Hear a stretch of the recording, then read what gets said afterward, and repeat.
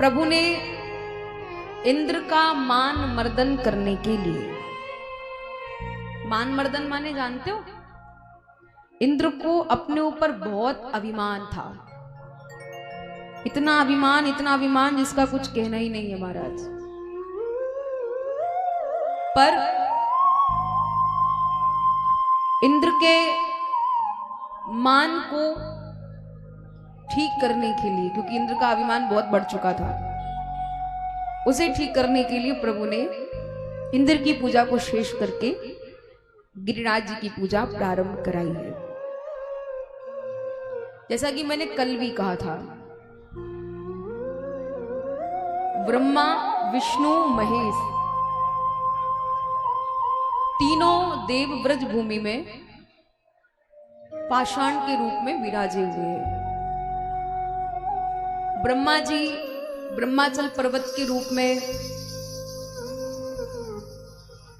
बरसाने में विराजे हैं। महादेव नंदीश्वर महादेव के रूप में नंदगांव में विराजे हैं। और विष्णु माने नारायण गिरिराज पर्वत के रूप में गोवर्धन में विराजे हैं। तीनों ही पाषाण के रूप में विराजे हुए हैं। महाराज नंद बाबा ने कृष्ण के कहने पर समस्त ब्रजवासियों से कहा, और ब्रजवासी सब प्रसन्न होकर के गिरिराज जी की पूजा कर रहे हैं। जैसा कि हमने कल सुना था, पूजा हो रही है। गिरिराज जी साक्षात प्रकट होकर के ब्रजवासियों से पूजा करवा रहे हैं, क्योंकि कारण है गिरिराज और कृष्ण में कोई भी अंतर नहीं है। कृष्ण ही गिरिराज है और गिरिराज ही कृष्ण है। प्रभु ने अपने रूप में पुजवाने का उनको वादा किया था ना, विश्वास दिलाया था, तो उसी रूप में पुजवा रहे हैं, अपने रूप में। कहने का भाव, गिरिराज जी साक्षात प्रकट है। जैसे ही नंद बाबा ने इस दृश्य को देखा, महाराज नंद बाबा के नेत्र सजल हो गए। नंद बाबा कहते हैं, हम इतनी पीढ़ियों से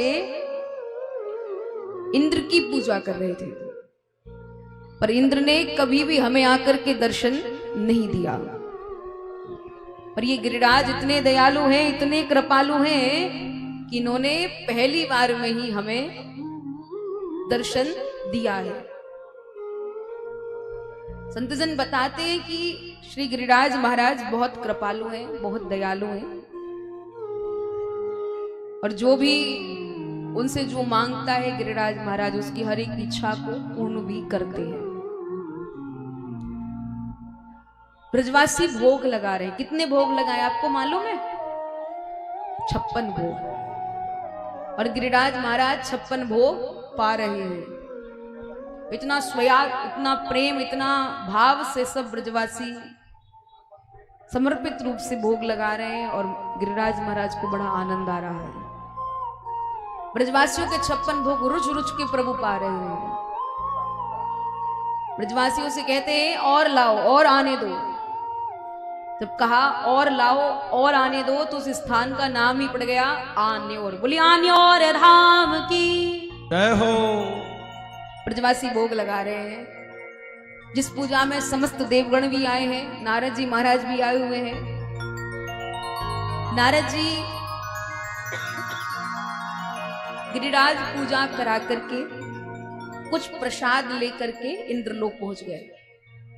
इंद्र से कहा, इंद्र ये लो, खाओ जलेबी। इंद्र कहता है, कहां से लाए हो? नारद जी ने कहा, ज्यादा प्रश्न मत करो, केवल ग्रहण करो। जलेबी खिला दी। बोले अब खाओ मोहन थाल, अब खाओ बालूशाही, ये लो रसगुल्ला, ये लो गुलाब जामुन। सब प्रसाद पवा रहे हैं, क्योंकि 56 भोग का प्रसाद था। इंद्र कहता है, कहां से इतने स्वादिष्ट स्वादिष्ट प्रसाद व्यंजन लेकर के आए हो? बहुत अच्छे लग रहे हैं। अरे क्या क्या मिष्ठान है। नारद जी बोले, स्वादिष्ट तो है, पर पूछो तो सही ये आए कहां से? बोले बताओ कहां से लाए हो, कहां से आए हैं? नारद जी कहते हैं, जिस जगह पर तुम्हारी पूजा होती थी, जिस स्थान पर लोग तुम्हें पूजते थे, आज वहां तुम्हारी पूजा शेष कर दी गई है, तुम्हारी पूजा को छोड़ दिया गया है। वहां पर एक पर्वत की पूजा हो रही है जो एक बालक करा रहा है, वो ब्रजवासी कर रहे हैं। इंद्र कहता है क्या? जहां मेरी पूजा इतनी पीढ़ियों से होती हुई आ रही थी, वहां एक पाषाण की पूजा हो रही है, वो भी एक बच्चा करा रहा है। तत्काल क्रोध आता है, सेवकों को आदेश देता है, मेघमालाओं से कहो कि जितना भी प्रलय काल का जल है, सारा जल ब्रजभूमि वृंदावन में बरसा दो। इतना जल बरसाना कि कोई बच ना पाए। आदेश किया। क्या आदेश कर रहा है? गणम सावर्तकम नाम मेघानाम चांतकारिणा इंद्रा प्रचोदयत क्रुद्धो वाक्यम चाहे समान्युतः। आदेश किया। गणम सावर्तकम नाम मेघानाम चांतकारिणाम इंद्रा प्रचोदयत क्रुद्धो वाक्यम चाहे समान्युतः। मेघमालाओं को, कौन सी मेघमाला? सावर्तकम नाम की मेघमालाओं को आदेश किया है। और मेघमालाओं ने आदेश पाकर के तत्काल महाराज, वर्षा का कोई समय नहीं था, पर इंद्र के आदेश अनुसार मेघमालाओं ने वैसा ही मौसम बदल दिया। नीले काले बादल होने लगे, बिजलियां कड़कने लगी, बादल गरजने लगे और तड़ तड़ तड़ करके बारिश होनी प्रारंभ हो जाती है। सब ब्रजवासी कहते हैं, भैया कन्हैया देख ये सब क्या होने लगा। ठाकुर जी कहते हैं, क्यों घबरा रहे हो, मैं हूं ना। सब अपने अपने नेत्रों को बंद करो। सभी ने नेत्रों को बंद किया। बोले सब दोनों हाथ जोड़ करके गिरिराज जी का ध्यान लगाओ। सभी ने दोनों हाथ जोड़ करके ध्यान लगाया। अब ठाकुर जी क्या करते हैं आपको मालूम है, जानते हो? ठाकुर जी ने इंद्र से ब्रजवासियों की रक्षा की और 7 कोस के गिरिराज महाराज को, कितने कोस के हैं? 7 कोस माने 21 किलोमीटर के गिरिराज महाराज को 7 वर्ष के कृष्ण ने, 7 वर्ष के बालक ने अपनी इकन्नी उंगली पर, कनिष्ठ का उंगली पर धारण किया। बोले गिरिवरधारी भगवान की जय हो।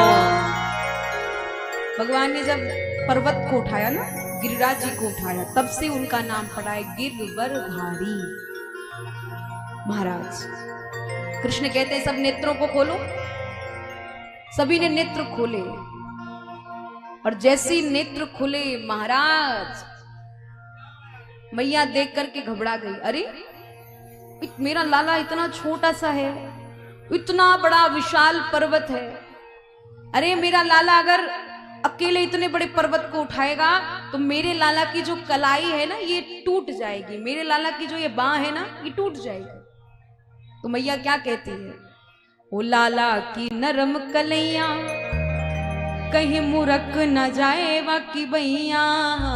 लाला की नरम कलैया कहीं मुरक न जाए वाकी बैया। ओ कैसे झेले बोझ अपार कन्हैया मेरो वारो। कैसे झेले बोझ अपार कन्हैया मेरो वारो।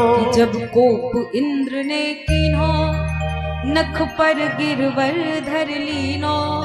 जब कोप इंद्र ने कीनो नख पर गिरवर धर लीनो। कि बादल बरस बरस गए हार कन्हैया मेरो वारो।